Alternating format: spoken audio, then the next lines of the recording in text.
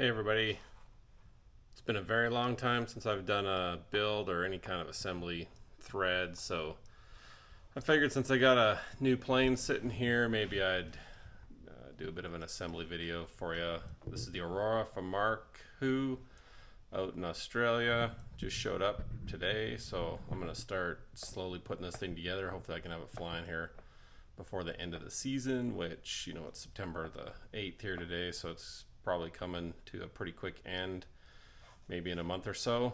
So if I can get her put together and get a few flights on it, you know, maybe get it trimmed out, I'll be kind of ready for the new year.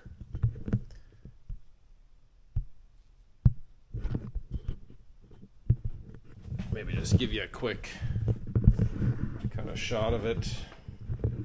Just a standard scheme. Didn't really have time to come up and get it into my own scheme because I wanted it fairly quick. So it's one of Steve Johnson's schemes. Looks pretty sharp. I did change I think the standard is like orange here maybe. I really just changed it to red, left the blue, all the other stuff the same. Looking on the inside of it here, it's got the removable nose, I guess. Maybe looking through here, you can kind of see the mount points around. Some mounting pieces put in here for the tray, and also kind of back here on the gear support. You know, pins, I guess pins and a single bolt down here for the fuse, or for the wing, pardon me. Same up here. Some little screws here that I think you might be able to use for some kind of vertical adjustment. Not entirely sure you'd want to use that for incidents, but maybe just to give you a little bit of an adjustment in case it fits tight. Servo tray here for the top one's a rudder. There is like another tray. It's maybe kind of hard to see underneath there for the elevator. So if you are using pull pedal there, your servo would go in here, down sort of horizontally in this lower part of the tray. And then if you're doing pull rudder, which is really, I think, the only option here, your servo goes here. It does look like it's kind of for a mini, like a 173, you know, which I've heard works okay. And then a single nylon bolt on the top for the back of the wing, and one on the bottom down here for the lower wing that actually goes through the fuse from the inside. So you do have to thread the bottom wing on from the inside. There really isn't a whole lot to show you deep down in the fuse there. And then, yeah, back here there's some marks. If you want to run the pull on the elevators, there's the cutouts there. Pull on the rudder there. Hard point in the rudder there. Tube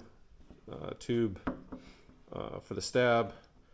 Pretty typical, I think, of Oxeye. This back one is adjustable through a hole in the bottom of the fuse right here. You can kind of get up in there with a long driver and do a bit of stab adjustment on the rear tube. So that's why it isn't actually loose. It's just through the adjuster in there, and then the front one's the tight one. And then there's like a clamping mechanism on the elevator. I'm gonna have some pictures to show of this as well. So that's a real quick overview of the fuse. Gear comes with it. Wheel pants come with it. Kind of similar to Falcon style, where they got a little notch there. Does come with pretty much everything hardware-wise. This is all the control horns and carbon. Purple cable, bearing links, rudder wheel. If you're doing pull on the elevator, there's two wheels. So there's actually two wheels in here, one for elevator and one for rudder if you're doing pull on both. Wheels, tail wheel, bolts, you know, kind of through washers so you don't crush the composites. All the hardware to mount your wheels up to the wheel pants. You know, some more clevis links, bearing links, and little rods for those. These are your carbon control horns, super nice. Both for, you know, push-pull elevator, I guess, so your servos in the tail, and pull, and then a couple more, and some, you know, foam for the inside of your stab, the root of your stab where it touches the fuse. And then all the battery tray stuff, you know, tubes, the tray itself here in the back, which is Mark's kind of standard tray, Velcro, zip ties, some other mount ears for the motor. Generally in the front of the motor, it's already got the mount points, you know, and the nose ring. So I would imagine it fits the VLV drive. That's what I'll be going with. So yeah, we'll slowly get started here building and let you guys follow along.